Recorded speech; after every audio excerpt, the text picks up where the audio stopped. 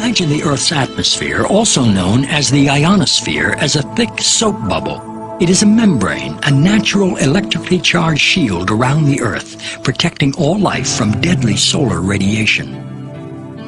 We have to have the atmosphere for survival.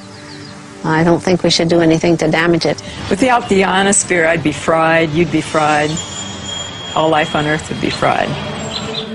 In 1912, Nikola Tesla, a visionary genius, saw ways to tame the sky, to make the atmosphere glow. He developed alternating current, high-frequency radio technology, and free energy. He experimented with both high and low frequencies and electromagnetic waves. He envisioned altering the weather and creating shields around the Earth to protect us from missiles, and he claimed he knew how to split the Earth in two. In 1985, Bernard Eastland applied for patents that could make some of these ideas real. Many claim that these patents have become the blueprint for HAARP, High-Frequency Active Auroral Research Program. ARCO originally approached me in 1984 to find a use for the natural gas on the North Slope of Alaska, which they could not sell. To give you a feel for how much gas they asked me to find an application for, it was enough gas to produce all the electricity in the United States for a full year.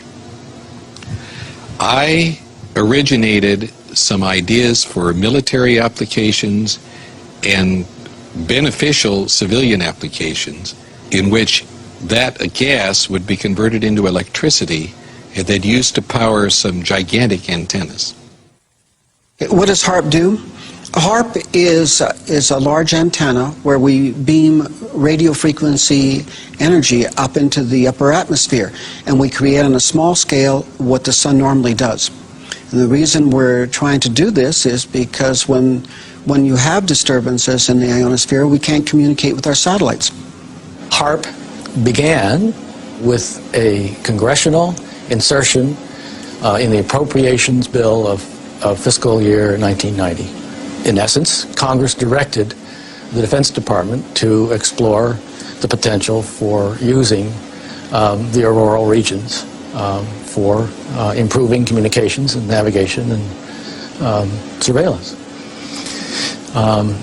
From there, the assignment came that the Navy and the Air Force were to manage the program. It is people from those two organizations that have worked together for the past 7 years. Applications discussed in the patents included destroying missiles. Communications control and disruption were included. There were some other ideas both to possibly modify weather and finally to lift a portion of the upper atmosphere further out into space where hopefully it would be able to deflect missile trajectories. What we do by beaming up radio frequency up into the ionosphere, that radio frequency, when it hits molecules of atmosphere, it tends to make the subatomic particles inside move faster, and that increases their temperature. So you can bring their temperature up to 1600 degrees or so, which is normally what the sun does to those particles at that atmosphere. The ionosphere of the Earth has got enormous amount of energy. There are 8,000 thunderstorms going on all over the Earth at any given moment. There are millions of amperes of electricity pouring to the Earth from lightning strikes, and HAARP could create a trigger effect. In 1983, I did radio tomography with 30 watts, looking for oil in the ground. I found 26 oil wells over a 9-state area, and 100% of the time was accurate with just 30 watts of power beaming straight into solid rock. HAARP uses 1 billion watts beamed straight into the ionosphere for experiments. Picture these strings on the piano as layers of the Earth. Each one has its own frequency. What we used to do is beam radio waves into the ground, and it would vibrate any strings that were present in the ground. We might get a sound back like, and we'd say, that's natural gas. We might get a sound back like, and we'd say, that's crude oil. We were able to identify each frequency We accomplish this with just 30 watts of radio power. If you do this with 1 billion watts, the vibrations are so violent that the entire piano would shake. In fact, the whole house would shake. In fact, the vibrations could be so severe underground that could even cause an earthquake. While we feel that HAARP is a unique facility, it's not the only one like it in the world. HAARP has some capabilities that we feel are better than some of the others. You can change the frequencies. You can shift the beam so that you can move it from one part of the ionosphere to another, and it has quite a bit more power than some of the other facilities throughout the world that are doing the same kinds of research. I chose what's called a phased array antenna for the patents because it can be aimed. Picture holding your microwave oven in your hands with the door open. Then you can move it around and send those microwaves different directions. And for these applications where I wanted precise control of where the power was, I felt that was the best type of antenna to use. And that is the kind that HAARP has built. What we can do with an antenna is change the portion of the sky into which we insert the energy. HAARP can create some of the effects that the sun creates that are similar to the aurora borealis. HAARP can paint designs in the sky, if you will. You know, it can take the beam and move it in any pattern that the scientist who's doing the experiment. Is HAARP safe? Yes, HAARP is safe. The Earth is a web of interconnections. How do we know what we're doing when we blast the upper atmosphere with a huge amount of energy? In the HAARP program, we have, I believe right now, 18 different colleges and universities that are working the program with us. University scientists are interested because they're studying science, and this is a major effect on the Earth, and so they want to know more about what it is and what it does. HAARP has no effect on the Earth. HAARP began in the 1980s when we were just beginning to learn about chaos theory, how a tiny stimulus can change the dynamics of a living system like the human body or the whole living Earth. I don't think the people who developed HAARP were even aware of that science or its impact in the life sciences. Today, our knowledge is much bigger about how tiny effects can drastically shift the health or well-being of a living thing. It is possible with a big beam to take a part of that upper atmosphere and push it out further. What they're not paying any attention to is what's happening to the ionosphere while it's being held 80 miles out into space by this high-energy beam. It's heating up. And all of the molecules in that ionosphere region are absorbing energy out of that radio beam. And if they pick the right frequency to push that plume out into space, that energy may discharge back out of the ionosphere, back down the radio beam, and strike the Earth. And it would be about 100 times the energy released out of a thunderbolt. And that's how much energy would be released. In certain applications, the military acknowledges that it can literally lift the ionosphere. And what they say is, it's not a problem, it's a short period of time, yet when you lift the ionosphere up, the lower atmosphere rushes in and fills that void, which changes localized weather patterns. HAARP papers say that they intend to lift up a part of the ionosphere, which creates a hole, and they say that it heals over quickly. But what happens if you create enough holes that it just can't quite take care of it fast enough? As far as creating a hole, to me it's the analogy of you put your hand in water, and yeah, you're taking up space, but when you pull it out, it goes back together again. Same way the ionosphere would work.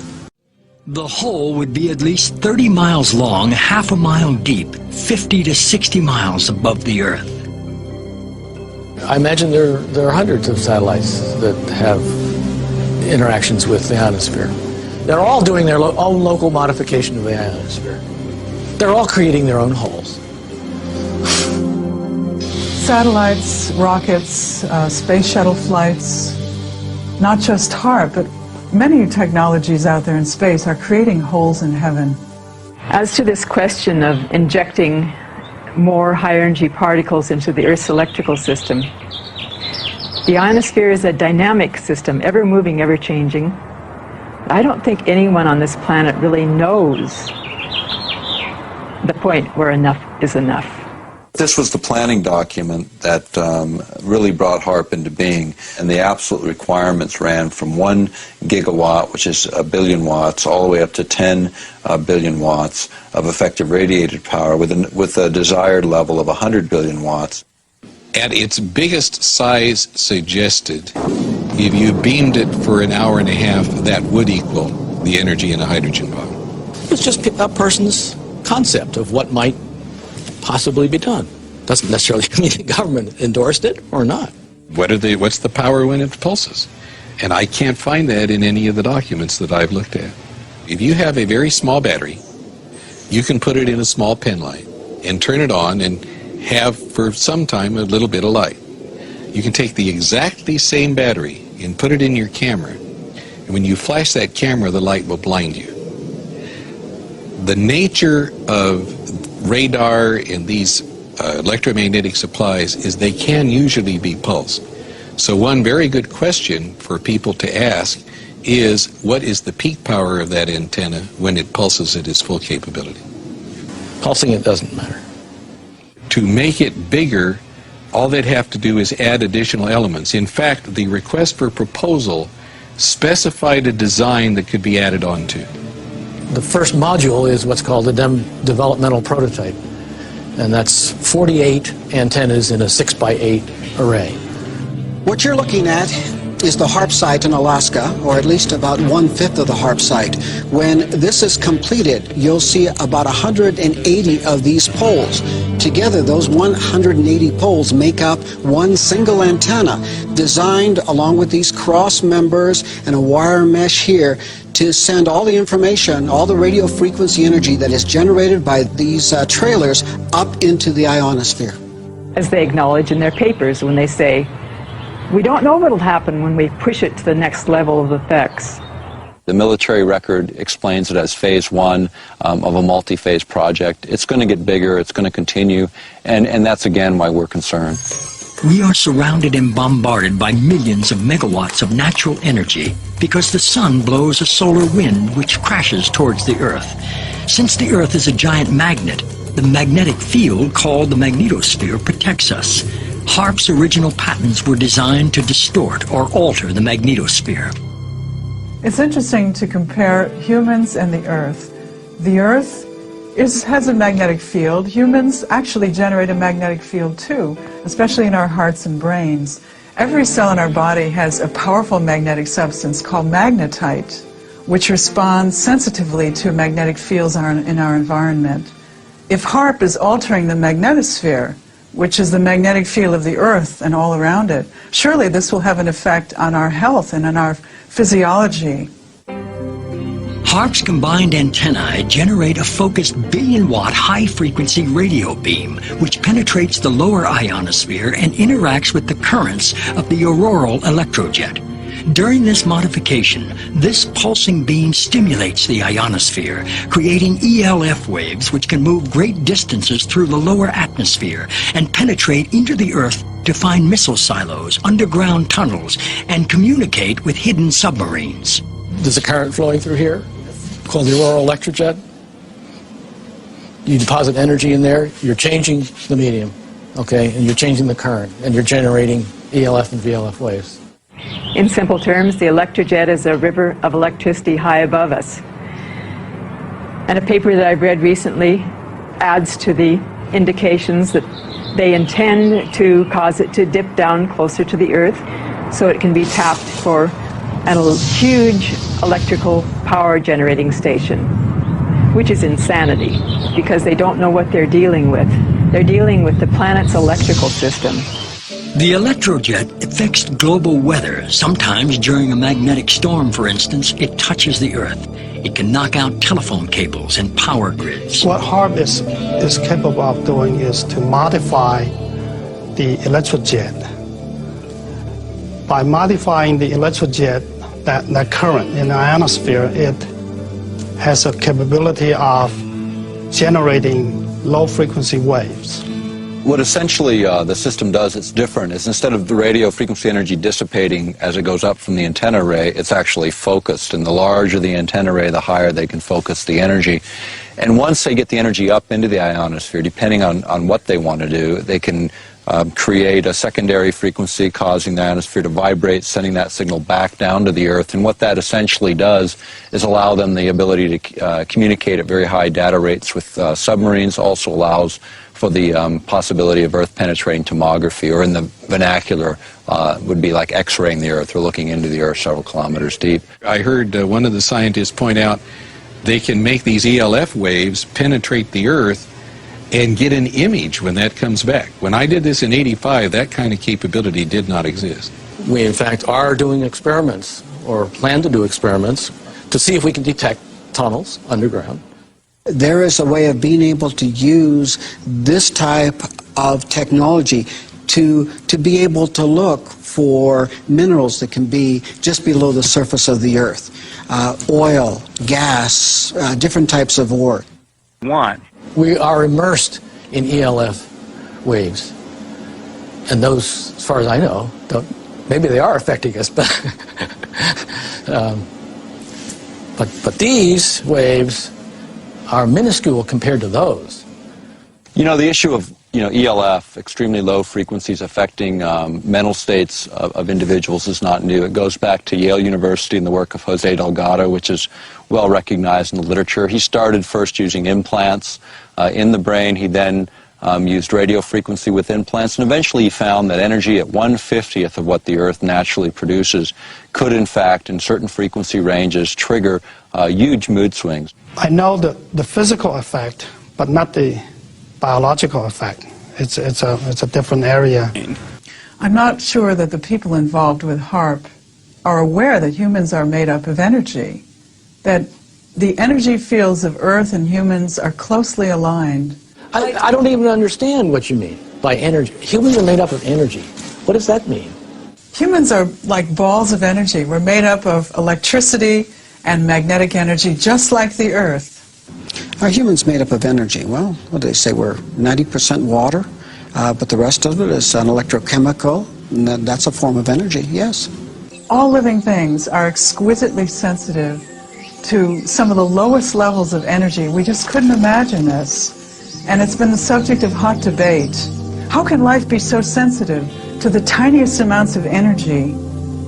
But because this is how we are bioregulated, by virtue of tiny energy transactions within our body and also coming from the Earth, this is indeed the case. There are many different electromagnetic projects and technologies out there that are affecting our health today. This document from Maxwell Air Force Base lays out the use of electromagnetic weapons technologies for debilitating human beings. Extremely low frequencies affect us because they are the same frequencies that our brains output. And when they're in the environment around us, our brains try to entrain to them. So our brains try to mimic those signals. And if those signals are not good ones for our behavior, then we can fall apart. We can behave differently. We could get sick. We could feel very stressed and not know why. Once in a while, when you have a power outage, most people can identify the fact that they have a release of tension. The minute the electricity goes out, they feel an inner relaxation, a tension release, and when the power goes back on, the tension returns. So this is something that most of us can feel. Everyone has a certain sensitivity to electromagnetic waves. It's just that some people are more sensitive than others. The symptoms that I discovered in my research caused by electromagnetic frequencies are anxiety, depression, diarrhea, dizziness, extreme fatigue, headaches, lightheadedness, mood swings, nausea, nighttime increase in urination, pulse rate, a sudden increase, shortness of breath, tingling, prickling feeling of the skin, vertigo. The weapons technologies are changing so dramatically at this particular time. It'd be like equating introduction of gunpowder to the West or the beginning of the atomic age earlier this century. And that's what's happening with electromagnetic weapons technologies today. The Air Force Phillips Laboratory is the Air Force's primary laboratory for doing space research, and that involves things like HAARP, studying the ionosphere. Anything the Air Force needs for space, we look into. And that includes weapons for space application, one of which is developing plasma toroids, projectiles made of plasma, essentially the atmosphere of stars, being able to harness that energy and to be able to fire it at a target. We have a device called Shiva. Shiva is a large capacitor bank. Capacitors store electrical energy. And then in a very short time, we release that energy. In about 100 millionths of a second, we will release the same amount of energy as the entire U.S. electrical production for that same instant in time, where the electrons rip from their orbits and you have a soupy gaseous mixture, thousands of degrees hot. Potentially a very serious weapon. After I had actually left the program in 1987, one of the last communications I had with ARCO indicated that there had been a contract awarded for ionospheric warfare studies. I have not heard of ionospheric warfare.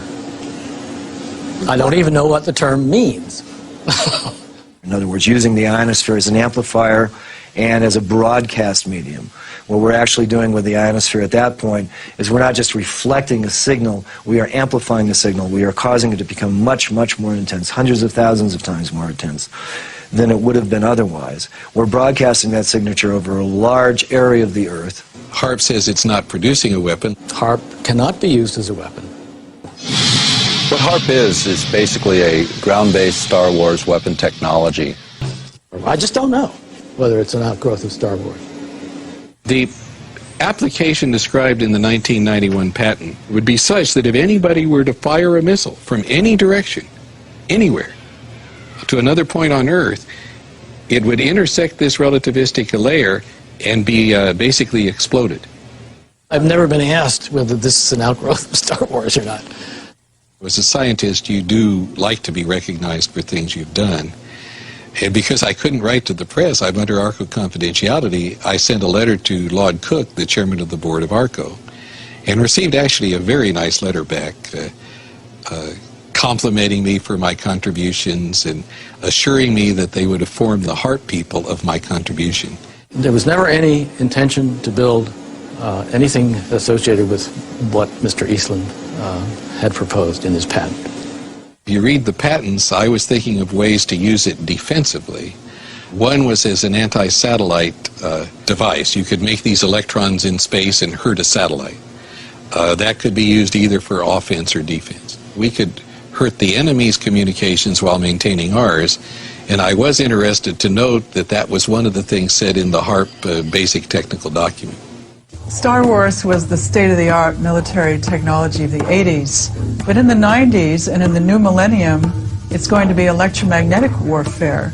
What we do know about electromagnetic systems and electromagnetic warfare is becoming even more interesting. As late as April 28, 1997, U.S. Secretary of Defense Cohen announced at University of Georgia that, in fact, geophysical warfare was becoming a more intense problem. In fact, they even speculated that terrorist organizations would have systems that could modify weather, create volcanic eruptions, or even cause earthquakes using electromagnetic waves. You know, earthquakes is another thing. We have had a lot of them, a lot of volcanoes more in the last few years. The issue of earthquakes has been, looked at by other specialists, even going back to the work of J.F. Gordon MacDonald when he was at UCLA.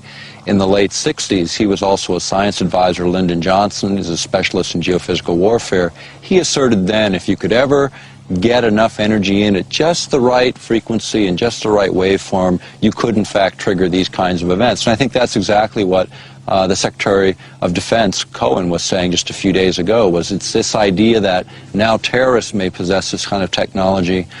It's obvious. I mean, if we're concerned that terrorists have it, we certainly do. Back in 1912, Nikola Tesla said it was possible to split the planet by combining the correct vibrations with the resonance of the planet itself. The idea of affecting weather for many people, it gets to the point where you say, well, can that even be real? And when you go back in time, even to 1976, the United States, along with over 60 other countries, signed an accord where we agreed to not use weather manipulation as a weapon of war. This is before biological and chemical treaties, before many of the nuclear disarmament treaties, and yet that was such a big threat in '76. As the science progressed, in the 40s there was interest in weather modification, that by the 50s there was actual experimentation in that area. By the 1960s that area had advanced substantially. Well, there have been programs with the salting cloud, salting things with silver iodide, and there's been some experiments where people from airplanes threw chaff out, the little pieces of metal, and tried to get those to absorb power. We have done such damage to the thermal balance, to the hydrologic balance of this planet at this point. We are seeing more and more disasters. The whole Ohio River Valley was just flooded. Billions of dollars of damage. Thousands and thousands, tens of thousands of people left without home. Today we have a number of technologies, not just HAARP, but satellites and other ionosphere heaters placed in strategic locations all over the world that can create the disruptions in lightning. Here's a paper that was recently unearthed that talks about creating what's called a highly ionized column up through the atmosphere. It might trigger lightning if lightning was ready to occur, and suddenly this conductor was thrust in the middle of, into the situation, then yeah, it could. If you beam this radio wave into the ionosphere and you continually charge it up, not only are you sending energy into the ionosphere, but you're providing a path for energy to come back down out of the ionosphere. In other words, they can create a massive discharge of lightning, bigger than anything we've ever seen on this planet. And if you aim the beam at the down, and it happens to be in a region where there's a lot of charge, you can initiate a discharge in that area, perhaps. Once a solar tap is formed and the ionosphere actually discharges, the electrons and energy will come from all over the ionosphere to that one point, and it will strike the ground in a bolt that is 100 times greater than any lightning bolt imaginable. And it will not just strike one time, it will strike 30 to 40 times a second until there are not any longer electrons or energy to flow from the ionosphere through that tap to ground. But when it strikes the ground, it will vaporize the ground, the water, or whatever it happens to hit. Kind of like 3 or 4 Mount St. Helens volcanoes going off each second that bolt discharges. Now, admittedly, that's kind of far-fetched, but whenever you're doing experimentation and you're taking risks with large amounts of energy, you must responsibly look at the worst-case scenario. And that could be the worst-case scenario. Well, everyone has to remember that the Earth is a living organism, a lot of living organisms, and things change. To not change is dead. And I believe that we are all electrically connected, and so when you start playing around with electricity, you're going to affect everything. And so I think we need to be very careful as to what we do, especially affecting humans, animals, and other life forms. Well, animals and birds are incredibly sensitive to electromagnetic energies. HAARP will not affect animals or birds. That's in the environmental impact statement. I think the biggest thing that scares me is that they don't know what they're doing. They're just trying it out. We don't know the results, and that's why we experiment. When people say they've never done this before, there's a lot of experiments that haven't been done. That doesn't mean we should get up and do them. Is HAARP 100% safe? I don't think I would categorize any radio transmitting system as 100% safe. We have made it as safe as we can. We have followed all the standards that are applicable. There are no standards because we have no intimate knowledge of how Earth and life work together. Many times we've experimented on various different things and then it didn't turn out the way we expected it to. It can get as big as what's been determined to be safe in the environmental impact statement. It can't go any bigger than that. The environmental impact statement was funded by the Air Force and the Navy, the people that are running the program. Safety is the main consideration here. Aircraft safety, radio frequency safety. The environmental impact statement is the governing document, and anybody that has an environmental concern that we have not addressed in this should come to us and let us know about it. There's no independent scientific committee looking at this outside of the military. There's no physiologists or bioscientists involved in this project from the military looking at those bioeffects. We think it's a narrowly focused program in the sense that the bulk of it is military driven. That's what's driving the budgets, and that's what's driving the program. The military research is one line of work, and I would say the medical research is another line of work, and for most part, these two groups are not talking to one another. There are a number of scientists like myself who are concerned about this, who are in fear of what HAARP could do to the planet. Not only mind control, but weather changes, possible earth changes, earthquakes, things like that.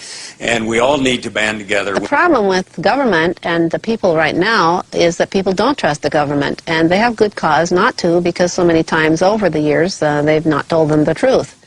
Well, the planet's electrical system is not there for us to exploit for Department of Defense purposes. It's there as a part of a whole beautiful, harmonious, interconnected system that supports all life on this planet. And we don't know everything that there is to know about it. We're about to embark on another arms race. It's totally unnecessary. We're committing billions of dollars to this technology, and the question becomes is, where does it end? I mean, they figured $3 trillion on the entire nuclear adventure, and that's, 60% of the current national debt. Are we going to start that cycle again? Is it necessary to do that again? There's just no sense to make more of HAARP than there already is. It's intended to be for research, and that's all. So even though HAARP is small today, every major weapons program was small in its infancy. It's just we usually don't find out about them till 50 years later. The Eastland patents had the ring of the mad scientist aspect of Tesla. Tesla talked about this Tesla shield around the planet, and talked about particle beam weaponry, something called a death ray. Death ray? Gene wasn't sure where all this was leading until Mr. X called again. And he said, the maniacs are actually going to do it up in Alaska. Mr. X's maniacs were in the U.S. Pentagon, and he was convinced they were conspiring to build Bernard Eastland's Sky Zapper under the guise of a nice little research project deep in the Alaskan bush called HAARP.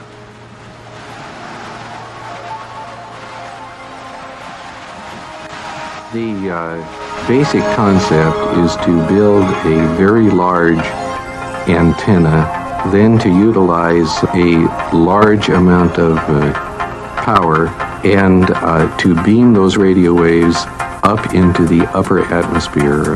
Have you approached the Pentagon with this invention? Yes. And what I'm not at liberty to tell you is the details of what that interaction has been. The word spread through the Alaskan bush, and soon a band of suspicious Alaskans set out to warn people about what they saw as the U.S. military's secret agenda.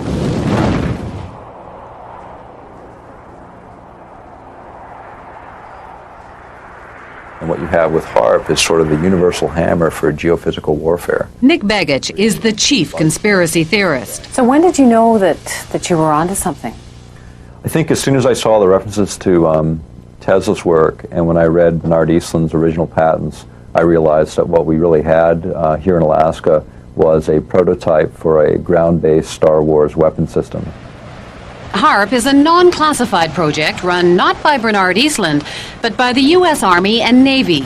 The official HAARP story is told by one man, John Heckscher. It consists of several types of transmitting instruments and numerous scientific instruments that study the natural ionosphere and the ionosphere that has been perturbed by the instruments that we are building. The ionosphere is a sea of electrically charged particles in the upper atmosphere, and the instrument is a powerful radio wave transmitter. Does it have any military applications? The site itself is strictly a scientific research site. Perhaps the outcome of some of the science, perhaps some of the results, could be applied in to military systems.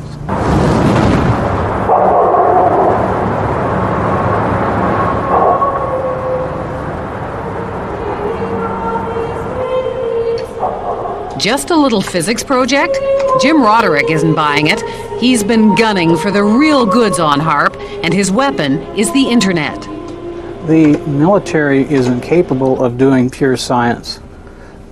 Science is conducted by them for application in weapon systems, for no other reasons. From his shack in the middle of an Alaskan village, Jim and his co-conspirators around the globe have been tapping into databases.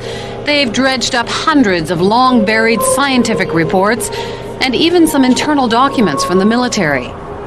They call it the world's first techno-protest, and they did it all on the military's own baby, the net. Plans for HAARP activities correlate with projections of what can be done in the Eastland patents. It's that simple. So it's not a coincidence? It's not a coincidence. Well, I hate to disagree with you, but it's not his patent that we're building. Superficially, yes. They send energy up into the ionosphere, but the Eastland patents require huge, prodigious, in fact, amounts of power, like 100 billion watts. Remember that number, 100 billion watts. You'll hear it again later. HAARP requires only 3 million watts. There is a paper trail leading us back to Eastland. No, there is not. There is no paper trail that I'm aware of that's leading back to Eastland. Eastland used to be an employee of the company which is building HAARP, but that's pure coincidence. Is it also a coincidence that the tiny company that owned Eastland's patents was later swallowed up by an enormous military intelligence firm called E-Systems? 2.1 billion in annual sales, 1.8 billion of that, with a B, was to military intelligence groups, CIA, NSA, and others. And of that, 800 million were black projects, so secret that even the United States Congress didn't know what they were. E-Systems was then swallowed up by Raytheon Corporation. It too specializes in super secret contracts with the Pentagon. Why would Raytheon be so excited about this? Well, it's a ground-based Star Wars weapon prototype. For them, it represents potentially billions and billions of dollars. So how would you describe this world of E-Systems and Raytheon and HAARP? DARPA.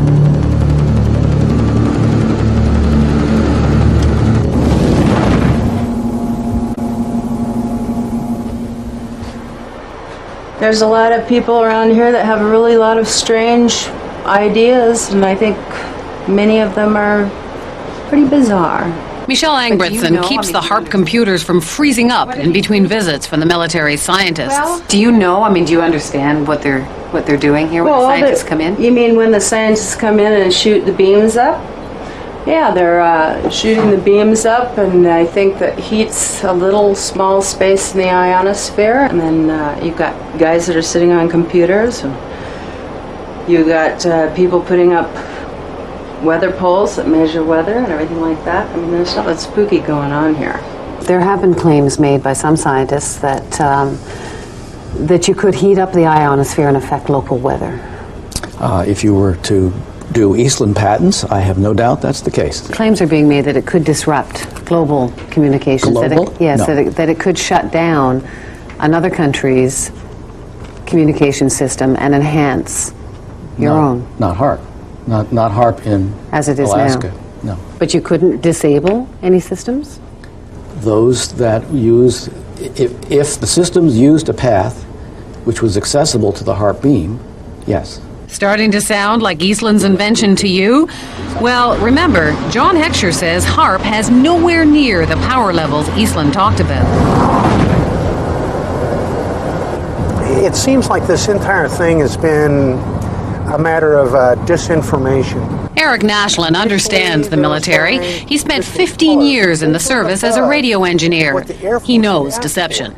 It came to our attention that there was a document, a technical memorandum, I think it was 195 or something like that.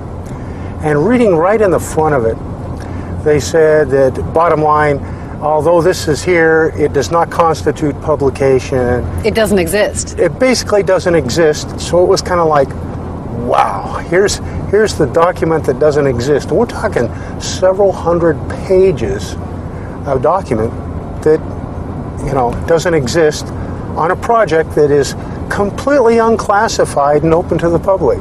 We got it through friendly folks in the right spots, but it really lays out, these are notes from a conference that really break down where they were going to use this technology and how this technology was going to be applied. Remember the 100 billion watts debate?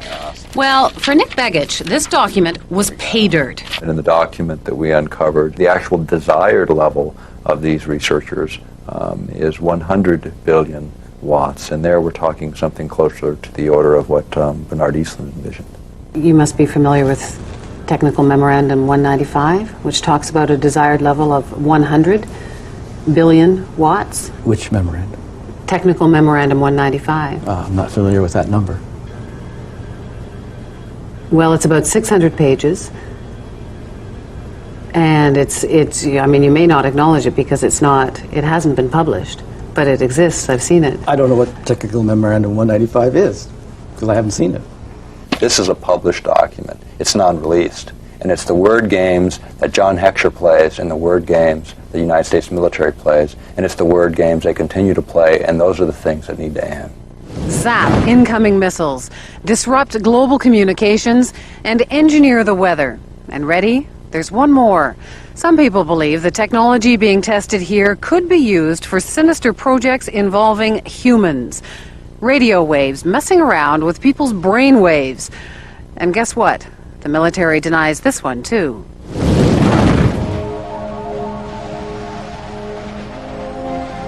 The human mind is subject to being affected by radio frequency energy, and that's what this device is. In other words, you can move the moods of large populations using this kind of technology. From documents dating back into the early 80s, we see that the military had discussed the possibilities of mind control through radio frequency energy. The possibility is there. The military has studied it. A 1982 Air Force report called radio frequency energy a major new research initiative and said that RF can, quote, disrupt normal purposeful behavior. A 1987 military report called for more research on RF energy as a non-lethal weapon, while pointing out that most of the existing technology is classified. And sure enough, in 1993, there was a big conference at Johns Hopkins University. Here, the entire conference was classified. But the agenda wasn't, and weapons using extremely low radio frequencies, or ELFs, were listed as a very attractive option. Is it just a coincidence that there's been all of this talk and that HAARP will be experimenting with this? Is that all just coincidence? I believe the ability of ELF to affect the mind is a side issue for us. It may be real. I can't say. It's been exceedingly difficult to find information on what is supposed to be a major new initiative of the military. All we see is HAARP. Well, then I'm being kept in the dark, if that's the case. The question is, could they, would they? And we believe they can, and we believe they will. Somewhere, at some point, all of this technology merges at some level within the Pentagon, and it happens to be in Alaska, and it happens to be now. It isn't just conspiracy theorists who are concerned about HAARP. In January of 1999, the European Union called the project of global concern and passed a resolution calling for more information on its health and environmental risks. Despite those concerns, officials at HAARP insist the project is nothing more sinister than a radio science research facility. HAARP has the capability of controlling minds. It has the ability of affecting the frequency following response, which is where the brain locks onto an external signal, begins to mirror it, and brain chemistry changes. So even simpler than that is HAARP can control minds. Absolutely can control in the sense of changing mental function. Do we have any evidence that HAARP or any other government agency is actively right now trying to change the way people think? Yes, I think we do. You think we do or you know we do? I know we do. This technology is possible with this instrument, and the only question is, have they done it? But you don't know that they have. No, couldn't answer that, never have. Can they? Yes. Would they? Yes. What do I know about government? I know with government, when they have the capability, they'll utilize it, and they have utilized this technology in a lot of other areas. Begich's skepticism of government can be traced to his childhood. My dad was a state senator and then later a U.S. congressman. He was actively campaigning, and this is just before Watergate. They were flying from Anchorage to Juneau on a campaign trip, small plane, and it disappeared off the radar screen. And it was the largest search in the history of the United States up to that time, and nothing was ever officially recovered. It fundamentally changed me in a way that probably nothing else could have. In fact, I consider it the most positive event in my life. The biggest thing my dad ever did